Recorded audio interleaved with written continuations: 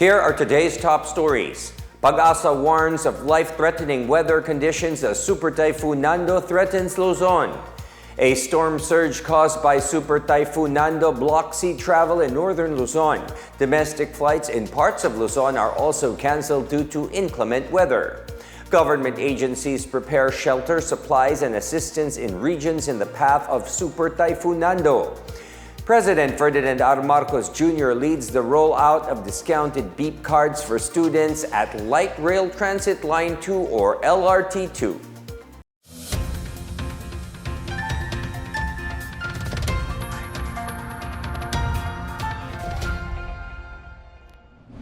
This is the Pna Headlines. I am William Theo. We begin as Super Typhoon Nando continues to approach Northern Luzon. PAGASA warns that the weather disturbance will cause life-threatening conditions as it moves towards Babuyan Islands. In its latest advisory, PAGASA said Nando was spotted 110 kilometers east of Cagayan, packing maximum sustained winds of 215 kilometers per hour near the center and gustiness of up to 265 kilometers per hour. It is also moving westward at 20 kilometers per hour. PAGASA particularly warns of severe to extreme threats to life and property in Babuyan Islands, which is under tropical cyclone wind signal number 5, as well as southern Batanes, north of mainland Cagayan, and the northern portion of Ilocos Norte, which are under signal number 4. The southwest monsoon and the trough of Nando will bring storm to gale force gusts over Metro Manila, the remaining parts of Central Luzon, Calabarzon, Bicol Region, Mimaropa, Visayas, and Mindanao. PAGASA also warns of heavy rainfall for the rest of the day in most parts of Luzon, including Metro Manila. Earlier, President Ferdinand R. Marcos Jr. ordered all government agencies to prepare for the impact of Super Typhoon Nando. The President directed the National Disaster Risk Reduction and Management Council, or NDRRMC, and its member agencies to remain on full alert until the typhoon exits the Philippine Area of Responsibility, or PAR. Office of Civil Defense Officer in Charge Assistant Secretary Bernardo Rafaelito Alejandro IV said the President also instructed them to take a proactive approach and provide full support to affected local government units. Government agencies are on standby in areas affected by Nando and the enhanced southwest monsoon, in line with the order of President Ferdinand R. Marcos Jr. to ensure the safety of people and communities. The Philippine National Police, or PNP, announced it has mobilized personnel and assets in anticipation of Nando's effects. PNP Acting Chief Lieutenant General Jose Melencio Nartates Jr. said police units will assist local government units in conducting preemptive evacuation, especially in low-lying areas and coastal communities. The PNP is also coordinating closely with the National Disaster Risk Reduction and Management Council, which is now on red alert.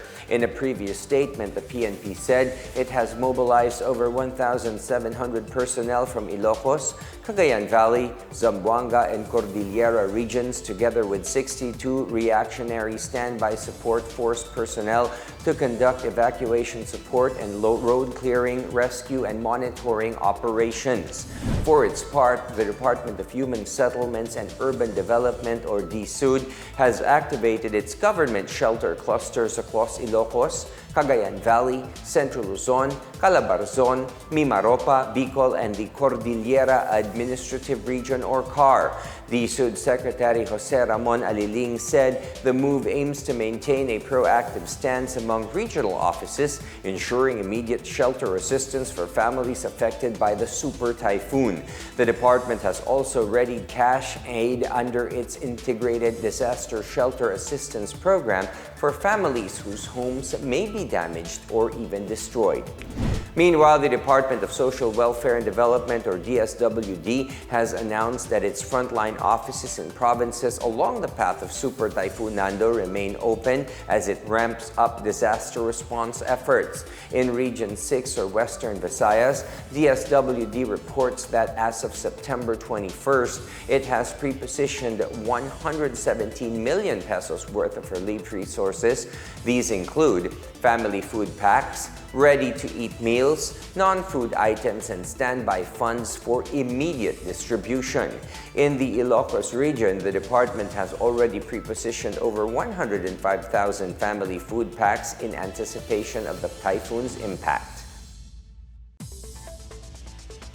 PAGASA warns communities, especially in the northern parts of Luzon, to beware of the high risk of a life-threatening storm surge caused by Super Typhoon Nando. In an advisory, the Weather Bureau said floods due to rising seawater along with high waves in the low-lying coastal communities in the provinces of Batanes, Cagayan, Ilocos Norte, and Ilocos Sur. The storm surge may happen within the next 24 hours. The public is advised to stay away from the coast or beach and cancel all sea travel and other marine activities.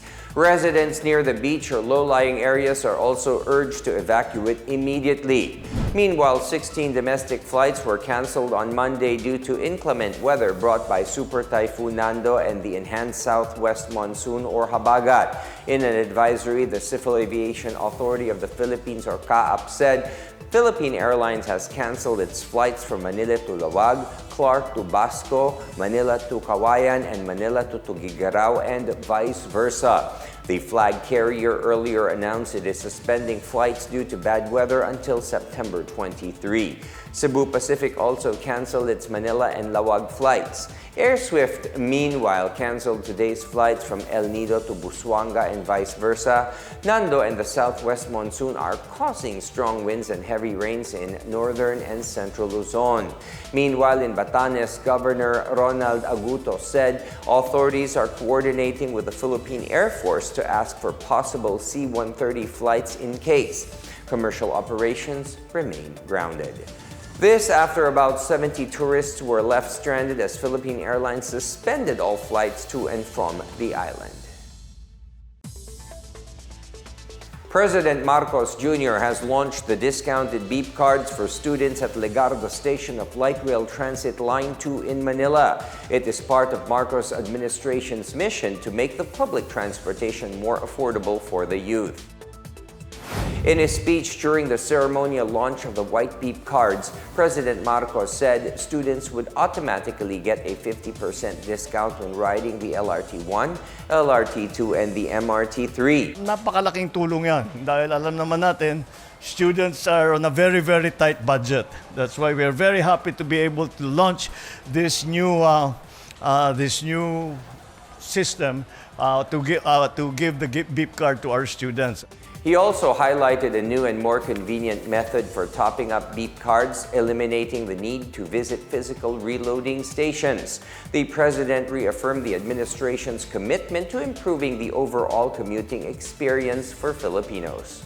Patuloy na pag-modernize natin sa ating sistema ng transportasyon para naman ang ating mga hindi lamang estudyante, mga manggagawa, lahat ng sumasakay ng tren, lahat ng sumasakay ng public transport ay maging mas magaang naman.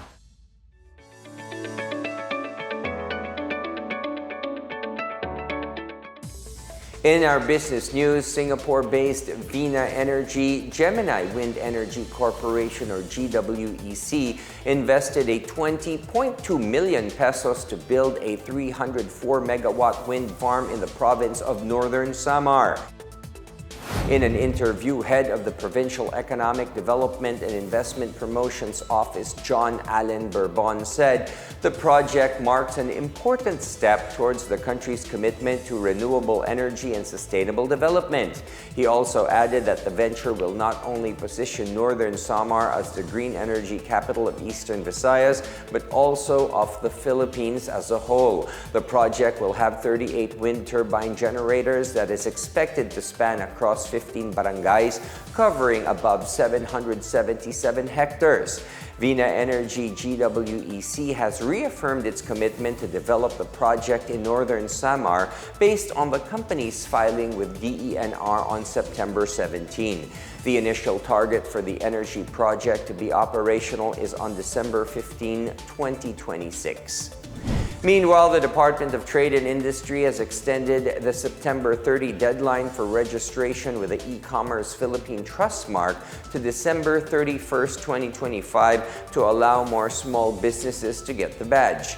In a statement, Trade Secretary Cristina Roque said the Trustmark will serve as a tool to shield legitimate enterprises from scammers who undermine consumer confidence. Roque added that major players such as Shopee, Lazada, and TikTok already have badges and are expected to secure theirs as the deadline nears. Trustmark registration is mandated under the Internet Transaction Act of 2023 and DTI's Department Administrative Order 25-07.